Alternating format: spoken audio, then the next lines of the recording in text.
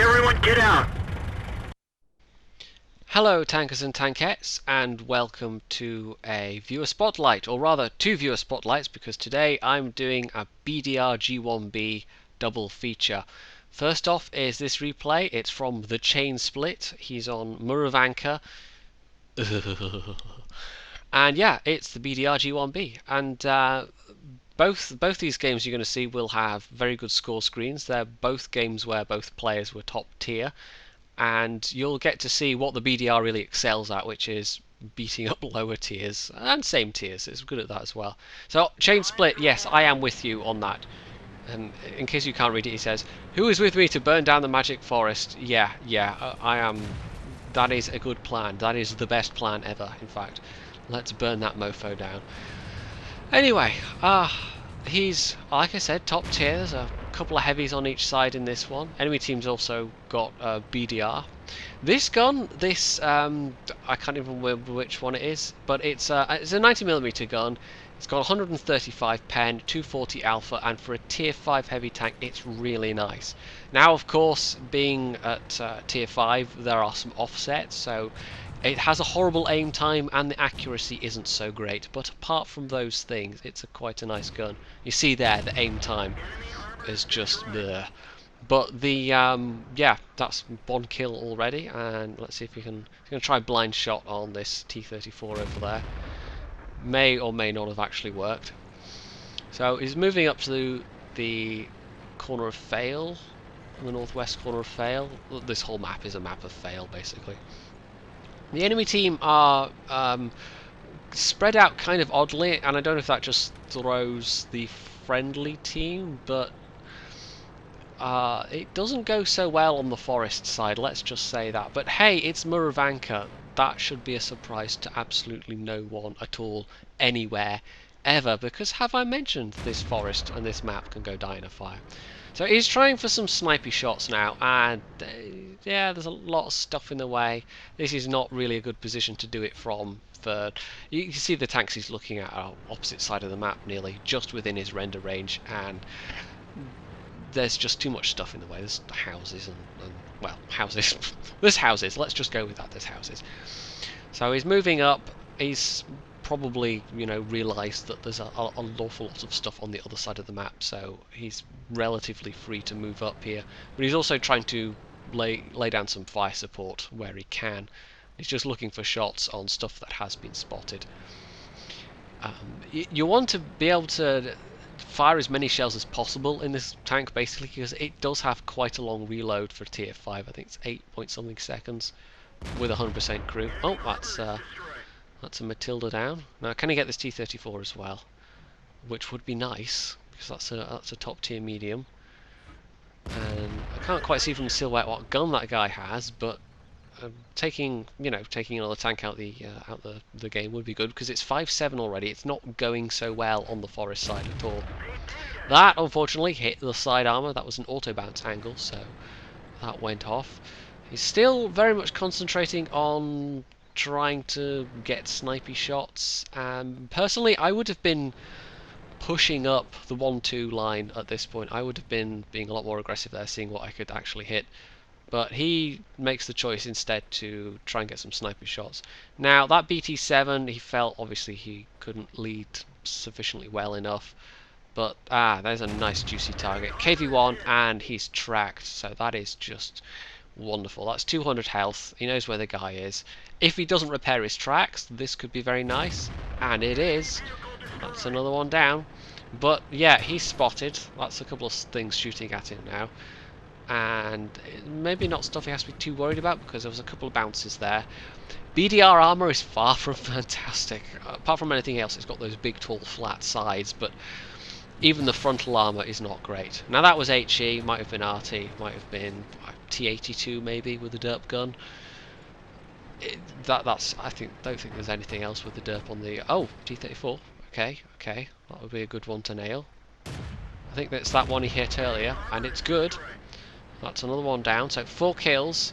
He's going to have to work hard if he's going to take these remaining, the remaining tanks down, basically. Now, the SE-35A is actually in a very, very good defensive position because that thing has a very good view range and it's also got some very good guns. So there we go. That's that BT-7 down. We know where two of them are from traces on the minimap, but there is still an enemy BDR that isn't spotted somehow, who has 4 kills, so that's someone to watch out for. He's being a bit cautious. He knows there may well be someone lurking in the bushes there. It's not unusual to find someone in that spot or just hanging around the cap. We can see from the minimap trace that there was a T-34 around here. Oh, and there's the enemy arty. And also a Cruiser 4. The Covenant has actually got the derp gun. And, yeah, his reactions were a little bit slow there. He actually wasted a shell and suffered through having to reload. Still got most of his hit points though, which is good. And there's that enemy BDR with 4 kills. So he wants to take this guy down as a priority, but he gets a shot on the Panzer IV. That forces that guy back. That Matilda is in a bad way and he knows it. He's just out in the open. I think that's just derp Matilda as well. One of the, either the derp, well, my English is derp at the moment.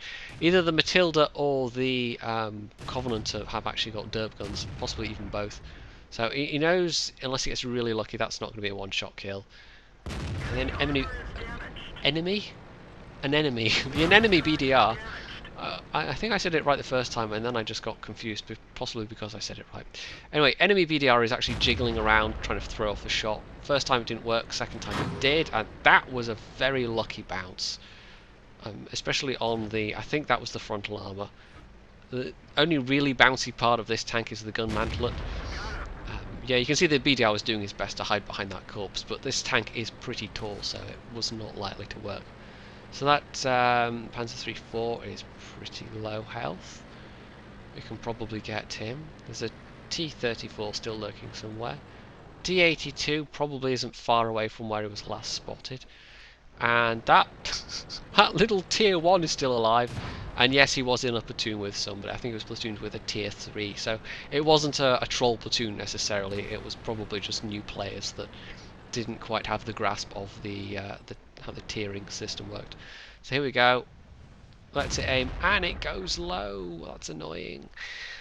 And yeah, at this point, he just, yeah, he's got the T-82's got the derp gun. If he's firing heat at the sides, that could have been risky. Just sitting there is that was a big risk. If that T-82 had reloaded and put a derp heat shell in his side, that could have been goodnight Vienna. Even if that hadn't been the case, you know, he took a hit from the T-34, and that was risky. That was very risky, but it's paid off. The T-82's down. He knows the T-34 is over in this direction somewhere, and apart from that, there's a medium 3. So take down the T-34 and the last remaining threat is gone, really. He's got a top gun as well, which is pretty nice in a BDR. Given the rate of fire of this thing, that's not a very frequent occurrence. Normally you just can't load your shells fast enough, unless you're in a situation where you're doing lots of kill secures, but that's not the case for TheChaiNspliT. He's actually done a pretty nice amount of damage, all things considered. Bearing in mind the nature of the tank and that it is more fragile than other tier 5 heavies. Staying alive to do 2,000 damage now is pretty good going. So yeah, he could go back to the cap. He could make the cap and guarantee the win, but there's no point in that because there's more than a minute to go. It's just the medium 3 on the cap, and he'd quite like that Radley-Walters medal, please. So he's using his reasonable mobility to get over that. This thing's not the fastest tank in the world, but it's pretty decent. You can get up to 30 km/h on flat ground just about. Yeah, surprise plane wreck. I'm not quite sure if he was distracted or whatever. But anyway, the SE-35 spots the medium 3, and he has just enough time to actually let the reticle settle and make the shot, and hooray! Radley-Walters, very nice. So let's take a quick look at the screens before we move on to the next replay. So that was his ace tanker game. He got Radley-Walters, as we saw. He actually got a steel wall. He bounced enough shots that he got over 1k potential damage. And, of course, the top gun. And, yeah, I think that was pretty well deserved. 2.6k damage in a BDR and a Tier 5 game. That was, that was the majority of the damage he did there. He did more damage than, let's see, the next... 4 people combined, 5 people, something like that. Might even have been as much damage as the rest of the team combined. But that's possibly risky me saying a thing like that because that involves numbers. So, yeah, potential damage 1480, not bad again for a Tier 5. And he walked away from that with a fairly healthy profit, 30,000 credits without premium. So that was pretty nice. All round, I think that was a very well played match. I think that he used the gun to its best capabilities. He didn't maybe make all the decisions I would have made, but still, yeah, that was a really good match. And I think that was definitely ace tanker worthy. So, yes, that was match number 1. Now let's move on to match number 2. And here we are. It's Lakeville, it's encounter mode, it's the BDR again, and this one has been sent in by, I hope I'm saying this right, Valveran, or possibly Valveran. I think it's Valveran. Anyway, it's been sent in by that guy. This is going to be, I think, as good as it's going to be as good as the previous one. I think it's possibly going to be a bit more entertaining, even though the end damage isn't as high. I think you guys are going to enjoy this one, possibly even more than the last one. Not that I'm going to make judgments about one game being better than the other, because they're both very good games. And the reason I've put them both together is because I don't get sent many BDR replays, and I don't think you tend to see many videos featuring the BDR. And it's actually a tank I still have in my garage myself. I've sold it to make space, or because I needed the crew or something, and bought it back. And it's an odd tank. It's not the easiest tank to play. I don't have a particularly good win rate in it, but I enjoy it somehow, for some reason. It's just, there's something about the whole package. It's just fun, even though my win rate isn't as good compared to, say, the KV1 or the Churchill one. So he initially made as if to go to the town, but the rest of the top tier heavies have gone that way, so he's taken the valley side, which is a sensible move. On paper, this looks like kind of unbalanced matchmaking, because Valveran's team has actually got twice as many heavies as the enemy team, but we're going to see that numbers are no substitute for skill. So this type's T-34 and the Stug, he's also got a T-49 behind him. Let's see how this goes. Yeah, they have just all put themselves in a bad position, basically. That AT2 is actually a derp AT2. That Hetzer is the derp Hetzer, which is how they've managed to whack so much damage into the T-34 already. It might even have been heat shells the one of them was firing, who knows. So they're both down, and yeah, there goes that T-39, the T-39, the T-49 even. Valveran was not impressed with that performance. He's kind of, I think he's backing up because he's concerned there might be more stuff behind him, and that is a reasonable concern because we don't know where most of the enemy team is at this point. Even so, it's 2 versus 1. The AT2's got pretty good armour, but the weak spots at this range are not that hard to hit. Valveran nonetheless actually goes with APCR. He's not hedging his bets. He's not taking his chances. I really shouldn't record these replays with my voice. I'm just so good at speaking, you guys. Right, that last one, upper front plate, that bounced. He's actually going to take out the Hetzer. That's one less thing shooting at him. And that just remains for the AT2 to be taken out. And he actually does aim for a weak spot that time. He aims for the commander's cupola and takes that guy out. So that's 2 down, but it's now 5-11. So remember when I said that numbers were no substitute for skill? Well, yeah. Fortunately, he's not taken too much damage. He's actually not going to continue through the valley. He's going to go and basically retrace his steps.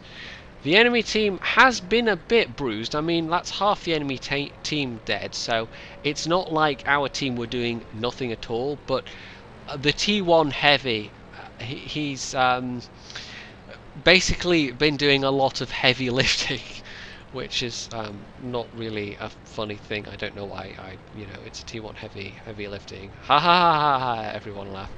The T1 Heavy actually gets a better score than valveran, but just because the T1 Heavy does as much damage as TheChaiNspliT did in the last battle, and gets a fair few kills as well. Basically, between valveran and this T1 Heavy, whose name I will actually just check, because I should probably give them a name check, that is Pepper27. Between valveran and Pepper27, they basically carry the rest of the team, so it's... This one was almost more of a collaborative effort. I'm not sure valveran could have done everything all on his own if the T1 Heavy hadn't been as good a player, but nonetheless, he does pretty well. And stealth rock. Yeah, there's another thing the replays have in common. The last one, it was a stealth plane wreck, and this time it was a stealth rock, so there we go. And there we have valveran being a good sport and apologising to the T1, because that T1 is doing a bang-up job. So well done, Pepper27, if you should ever happen to come across this replay. So we can see from the markers, T1's about to die, unfortunately, but the remaining heavies on the other side are also pretty badly beaten up. Crucially, they are one-shot kills for a BDR, because this thing, like I said, pretty good alpha. So he's taking the time, but unfortunately that was a bounce. He's got APCR loaded up for his next round, and yeah, I can tell you now, valveran's not going to walk away from this with much of a profit, but I think in this case it was fair enough to care more about the win than making a profit. It's not like there was spamming gold ammo from the very beginning of the match, but given the nature of what happened, yeah, I can't blame him. Now, this is bad. There's a Hetzer moving up behind him, so he basically needs to clear out. He's in a bad place, because if he turns to face the Hetzer, say, the Churchill might well just pop out and DPM him to death, because there's that long reload. But he's chosen to take out the Churchill one first, which is probably the smart move. There's also a couple of arties around, so he's got to be cautious about that. And yeah, there's that Churchill gun. That's a very nice gun. As far as he knows, there's nothing else still in the cap, because obviously that was reset all the cap points. But we can see there was an M7 Priest nearby, so the Priest was nearby. The M41 is the big threat. That's a tier 5 arty, and valveran doesn't exactly have much health left at this point. Even the tier 4 arty, whose name I'm not going to attempt to pronounce, that is also a big threat. So he's expecting that Hetzer to pop out. The Hetzer doesn't, so he cautiously goes looking, and there's the Priest. Now, this is unfortunate that he should happen to have an APCR round loaded, and that's even more unfortunate. But yeah, there's the Hetzer. The Hetzer was actually being smart and trying to get round him. So valveran, yeah, he knows it's unlikely he's going to one-shot the Hetzer, but he puts in a shell, and whoa. Now look at this move. Oh, that's pro. valveran is using the M7 Priest, who obviously can't turn, and yep, there we go, Hetzer down, and that leaves valveran free to take on this Priest, who's got 2 hit points remaining. Yeah, onto the regular shells now. He's used up all his normal shells, but he's you know, I think he's just happy he survived that, and that was some very quick thinking indeed. That was very smartly played, sir. You basically held that guy hostage, and the Hetzer was unwilling to shoot his teammate, so yeah. Clearly they've never seen speed, you know, shoot the hostage, always shoot the hostage, but in this case the Hetzer didn't want to. So there we go, that's that who fired and missed, which was given valveran, you know, he was hiding behind Rex, and yes, his turret was still showing, but that was always going to be a fairly comfortable shot. Now, I'm actually going to speed things up at this point, because I know what's going to happen next, so let's go to ×4 speed. This M41 is still a concern, but they don't have any kills. There's no sign of activity. So Valveran's asking, are they AFK? And the answer is yes. So Valveran could sit on the cap and do nothing, but he's thinking, hey, if I get this guy Kolobanov's medal, so not only would he have Radley-Walters, not only would he have a top gun, but he'd have a is it Kolobanov's or Kolobanov's? I'm not sure. That one, the one that you get for being alone against 5 enemies, which he was. And he's also killed, if he kills this guy, he'll get a Pascucci's medal as well, so that's pretty damn nice. I don't know why I keep faffing around with the, I don't know. Anyway. There we go, down to ×1 again, it's just about there. And, yeah.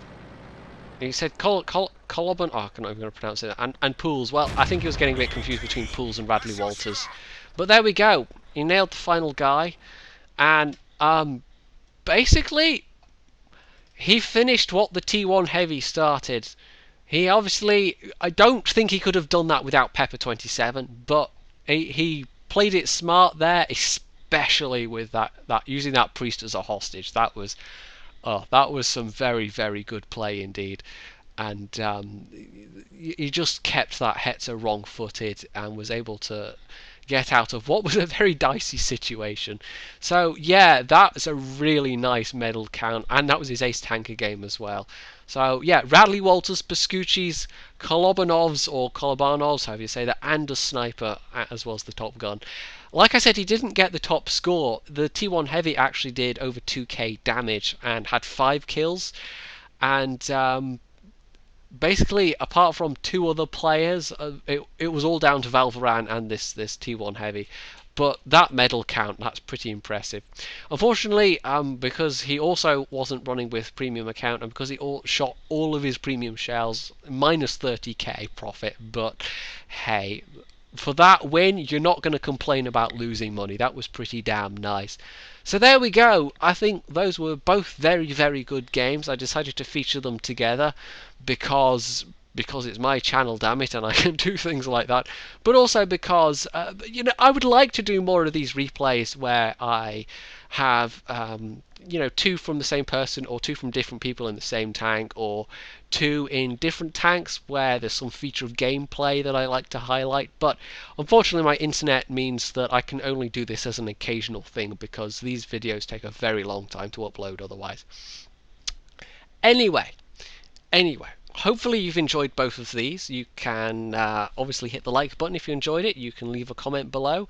You can subscribe to my channel. And of course, as always, stay tuned for more.